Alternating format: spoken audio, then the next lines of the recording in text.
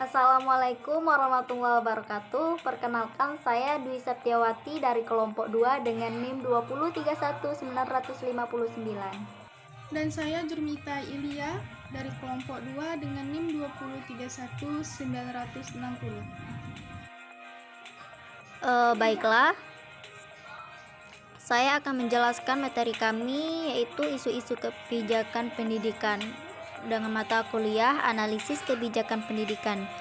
Dosen pengampunya yaitu Bapak Pibrika Rahmat Basuki MPD. Langsung saja, pengertian dan hakikat isu kebijakan pendidikan.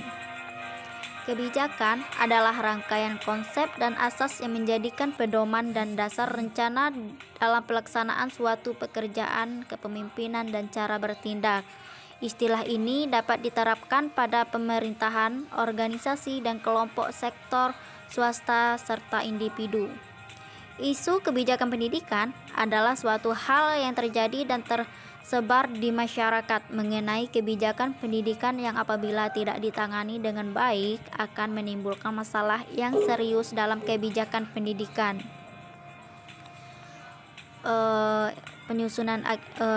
Selanjutnya saya akan menjelaskan tentang penyusunan agenda setting. Agenda setting adalah upaya media untuk membuat pemberitaannya tidak semata-mata menjadi saluran isu dan peristiwa. Agenda setting merupakan langkah awal dari keseluruhan tahapan kebijakan sehingga agenda setting menjadi tahap yang sangat penting dalam analisis kebijakan. Baiklah, di sini saya akan melanjutkan pembahasan yang mana pembahasan sebelumnya telah dijelaskan oleh rekan saya. Langsung saja kita masuk ke bagian C, yaitu kekuasaan terhadap isu kebijakan. Pengertian kekuasaan atau power dalam pendidikan ternyata memiliki konotasi yang berbeda dengan pengertian kekuasaan yang kita lihat sehari-hari. Jenis kekuasaan tersebut dapat kita bedakan menjadi kekuasaan yang transformatif dan kekuasaan yang berfungsi sebagai transmitif.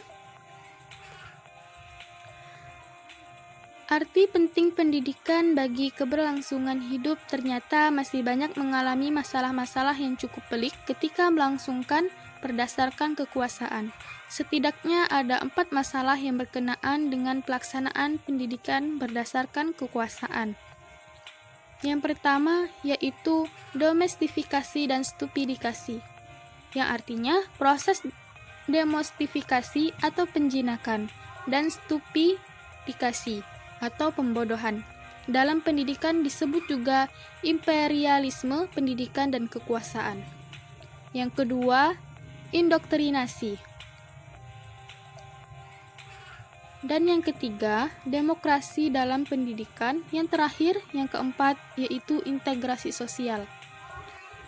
Langsung saja kita menuju ke D, yaitu meta-analisis dan isu kebijakan.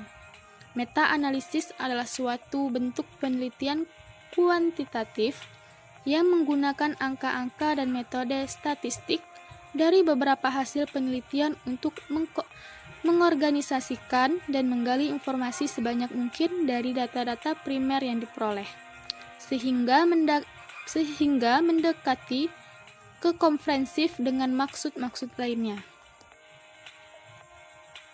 Salah satu syarat yang diperlukan dalam melakukan meta-analisis adalah pengkajian terhadap hasil-hasil penelitian yang sejenis. Tujuan meta-analisis sendiri yaitu untuk menyelesaikan ketidakpastian hasil laporan, untuk menjawab pertanyaan atau menyelesaikan masalah yang belum dikaji, untuk menemukan konsistensi atau tidak konsistenan suatu penelitian yang sejenis. Selanjutnya, untuk memperoleh estimasi effect size, seberapa kuat hubungan atau seberapa besar perbedaan antara variabel di tiap penelitian. Adapun langkah-langkah meta-analisis, yaitu yang pertama, menentukan dan mempelajari topik penelitian yang akan dirangkum. Yang kedua, mencari dan mengumpulkan sejumlah penelitian dengan topik yang telah ditentukan dan menyeleksinya. Yang ketiga, melakukan perhitungan efek size dengan metode dalam meta-analisis dan uji hipotesis terhadap efek size. Yang keempat, mengidentifikasi tidaknya heterogenitas efek Zee dalam model pada tahap ini. Jika teridentifikasinya adanya heterogenitas efek Zee, maka lanjut ke langkah E.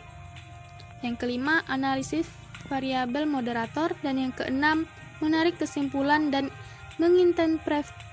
menginterpretasi hasil penelitian meta-analisis.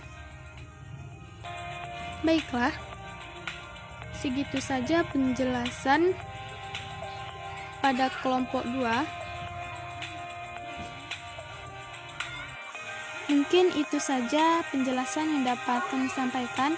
Saya Jurmita Ilya dan rekan saya Dwi Septiawati. Mohon undur diri. Wassalamualaikum warahmatullahi wabarakatuh.